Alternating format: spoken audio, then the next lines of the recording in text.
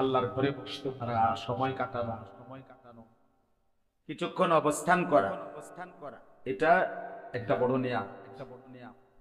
নবী সাল্লাল্লাহু আলাইহি ওয়াসাল্লাম বলেছেন, আহাব্বুল বিলাদি ইলাল্লাহি মাসাজিদুহা, আল্লাহর নিকটে সবচেয়ে প্রিয় জায়গা, মহব্বতের জায়গা মসজিদ সমূহ। আরেক হাদিসে আছে, খায়রু বিকাইল আরদ আল মাসাজিদ, জমিনের মধ্যে সর্বোৎকৃষ্ট ভূমি, সর্বোত্তম জমিন মসজিদ, মসজিদের জন্য। রাসূলুল্লাহ সাল্লাল্লাহু আলাইহি ওয়াসাল্লাম বলছেন, যখনই কোনো বান্দা মসজিদে ঢোকে আল্লাহ তাআলা নিজে তাকে মেহমানদারি করেন। বলে আল্লাহ মেহমানদারি করেন। এরপরে নবী সাল্লাল্লাহু আলাইহি ওয়াসাল্লাম বলছেন, মেহমানদারিটা কি দিয়া করে?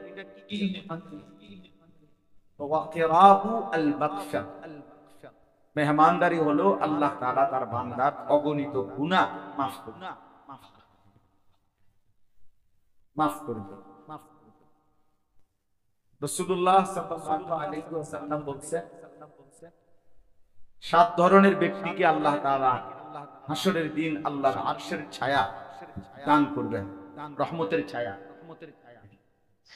তো এই 7 ধরনের ব্যক্তিদের মধ্যে এক ধরনের ব্যক্তি হলো ওই মানুষ, রাজুলুন কলবুহু মুআল্লাকুন বিল মাসাজিদ, যার অন্তরাত্মা মসজিদে ঝুলে থাকে, মসজিদে পড়ে থাকে। স্পষ্ট সব কিতাবেই এটা আছে, যার দিল পড়ে থাকে মসজিদ। মানুষ যেমন বলে মহব্বতে যে মা, যদিও ছিলাম বিদেশে 1 বছর, কিন্তু মনটা পড়েছিল আপনার কাছে। মানুষ যেমন বিবিকে, স্ত্রীকে বলে যদিও ছিলাম 6 মাস বাইরে, মনটা পড়েছিল তোমার কাছে। এই যে ভালোবাসা, মহব্বত, এই কথা বুঝাইতে গিয়ে মানুষ এই কথাটা ব্যবহার করে। আমার মন পড়েছিল তোমার কাছে, দিল পড়েছিল তোমার কাছে, অর্থাৎ তোমার কথা বারবার মনে পড়ছে। তো আল্লাহ তাআলার যে বান্দা, মসজিদের প্রতি যার এই পরিমাণ ভালোবাসা, যে তার দিল পড়ে থাকে মসজিদ, আবার কখন আসবো, আবার কখন দিল শান্ত হবে। হাদিসের মধ্যে আছে, হযরত বেলাল রাদিয়াল্লাহু তাআলা আনহু যখন আযান দিতেন, তো আযানের পরে নবী সাল্লাল্লাহু আলাইহি সাল্লাম বলতেন মাঝে মাঝে, আরিহনা বিহাই বিসসালাম, হে বেলাল, নামাজের মাধ্যমে দিল শান্ত করে দাও। অর্থাৎ আযান হয়েছে, এবার নামাজে দাঁড়াও, তুমিও আমিও সকলে। তো এবার আমাদের দিল কি হয়ে যাবে? শান্ত হয়ে যাবে।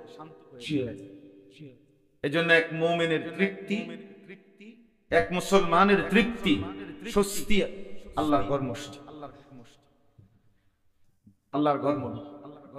অনেক সময় আপনারা বলেন না যে মোল্লার দৌড় মসজিদ পর্যন্ত। তা আমি তো সবসময় বলি যে আপনি এটা দোয়ার মতো করে বললেন, অর্থাৎ আল্লাহর কাছে বললেন যে আল্লাহ এই মোল্লার দৌড় যেন মসজিদ পর্যন্ত হয়। আল্লাহরে বলেন, আর আল্লাহ যদি আপনার দোয়ার বরকতে আমার জন্য এটা কবুল করে, মনে করেন আমারই বললেন যে মোল্লার দৌড় মসজিদ পর্যন্ত, তা আপনি এটা আমার জন্য দোয়া করে দেন। আমি আপনার কাছে এটা দোয়া চাই না, আপনি দোয়া করে বলেন যে আল্লাহ এই মোল্লার দৌড় মসজিদ পর্যন্ত দিয়া দেন। তাইলে ইনশাআল্লাহ যদি আমার দৌড় মসজিদ পর্যন্ত হয়, তো মসজিদের দৌড় জান্নাত পর্যন্ত। মসজিদের দৌড় কি? তো কাজে আপনার দোয়ার বরকতে যদি আমি মসজিদের মাধ্যম হইয়া জান্নাতে যাইতে পারি, অনেক বড় শক্তি, অনেক বড় শক্তি, অনেক বড় শক্তি। হাদিসের মধ্যে আছে, রাসূলুল্লাহ সাল্লাল্লাহু আলাইহি সাল্লাম বলেন, কিয়ামতের দিন ইসরাফিল ফু দিলে পৃথিবীর সব কিছু ধ্বংস হয়ে যাবে, ইল্লাল মাসাজিদ, মসজিদ সমূহ ব্যতীত। মসজিদ ভাঙবেন, কি হবে? হবে কি? সব তো ভেঙেই যাবে, মসজিদ থাকবে কেমন? আল্লাহর নবী সাল্লাল্লাহু আলাইহি সাল্লাম বলেন, এক মসজিদ আরেক মসজিদের সাথে মিলিত হবে, জুড়ে যাবে। সব মসজিদ আল্লাহর ঘর কাবার সাথে মিলবে, একসাথে জান্নাতে। এই জন্য বললাম মোল্লার দৌড় মসজিদ, মসজিদের দৌড় আমাদের মোল্লাদের জন্য আপনারা এটা দোয়া দেবেন, তার দৌড় যেন সে যেন যেন বন্ধু আনে, বন্ধুত্ব আনে, দৌড় যে সাধু কান আমার দৌড় অনেক অনেক অনেক।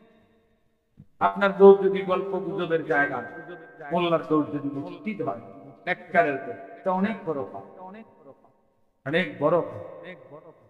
কোরআনুল কারীমের মধ্যে আছে, আল্লাহ তাআলা নবী সাল্লাল্লাহু আলাইহি ওয়াসাল্লামকে মসজিদ স্থাপনের উপরে প্রশংসা করেন। সূরা তাওবার মধ্যে লামাসজিদুন উসসিসা আলা তাকওয়া,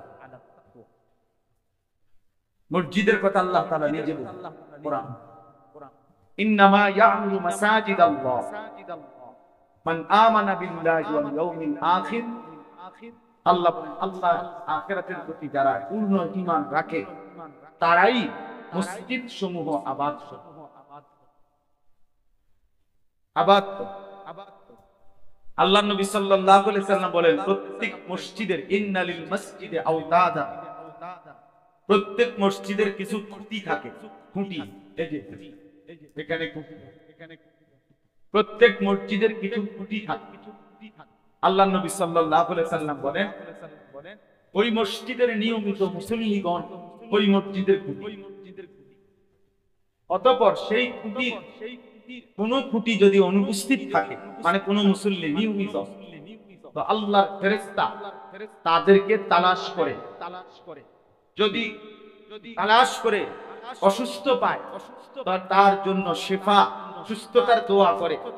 বিপদগ্রস্ত যদি পায় তার পেরেশানি দূর করার জন্য, আফিয়তের জন্য, নিরাপত্তার জন্য আল্লাহর কাছে দোয়া করতে হবে। মসজিদের সাথে লেগে থাকা, মসজিদের সাথে ভালোবাসা, মসজিদের প্রতি দিলের টান, এটা অনেক বড় নিয়াম, অনেক বড় নিয়াম, অনেক বড় নিয়াম আখিরাতের বিষয়। এটা আল্লাহ যাকে পছন্দ করে তাকেই দান, যেন মসজিদের ইমাম অনেক দাম, মসজিদের মুয়াজ্জিন অনেক দাম। আপনার চোখে 3000 টাকা বেতন, আর সে আজিমের মালিকের চোখে অনেক দাম। আপনার চোখে বেতন নাই, আর সে আজিমের মালিকের চোখে হাসরের ময়দানে যার বরদান সবচেয়ে উঁচা থাকে, সে হলো মুয়াজ্জিন।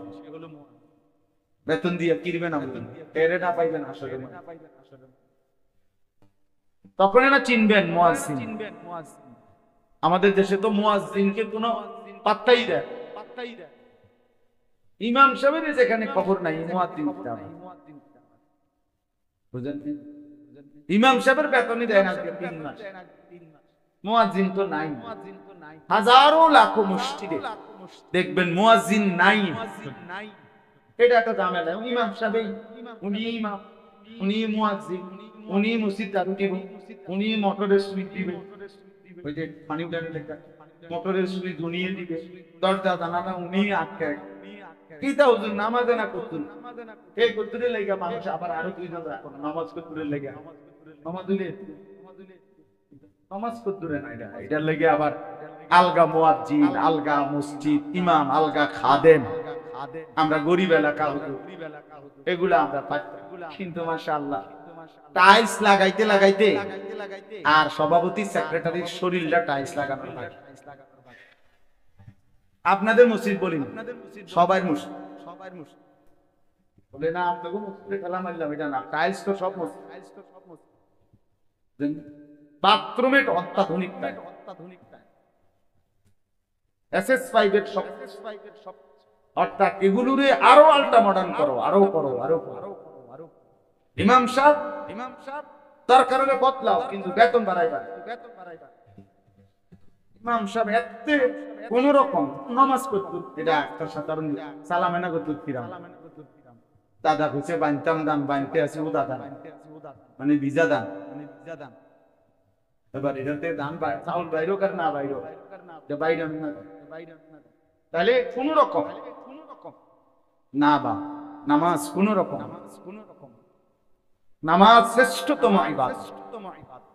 আউয়ালু মা ইউহাসাবু বিহিল আবদু ইয়াউমাল কিয়ামা আস-সালাহ। কিয়ামতের দিন সর্বপ্রথম যেই আমলের হিসাব হবে তা কি? নবীজি সাল্লাল্লাহু আলাইহি ওয়াসাল্লাম, এই হাদিস শেষ হয় নাই, আরো আছে। আমরা নুরানির বাচ্চাদেরকে এতটুকু পড়াই আর কি। হাদিসের আরেকটু আল্লাহ নবী সাল্লাল্লাহু আলাইহি ওয়াসাল্লাম বলেন, ফাইন সালাহাত সালাহা সাইরু আমালি। যদি নামাজ ঠিক হয়ে যায় তো তার সমস্ত আমল ঠিক হয়েছে। ওয়াইন ফাসাদাত ফাসাদা সাইরু আমালি। যদি নামাজ নষ্ট হয়ে যায় তাহলে তার সমস্ত আমল নষ্ট হবে। তাহলে বলে কতটা গুরুত্বপূর্ণ, কতটা গুরুত্বপূর্ণ। আল্লাহ নবী সাল্লাল্লাহু আলাইহি ওয়াসাল্লাম বলেন কি পরিমাণ ফজিলত বলছেন। নামাজের ফজিলত বলতে বলতে কানাত লাহু নূরান, এটা নূর, বুরহানান, এটা হাসরের ময়দানে দলিল, নাজাতান ইয়াউমাল কিয়ামা, কিয়ামতের দিন এটা নাজাতের মাধ্যম।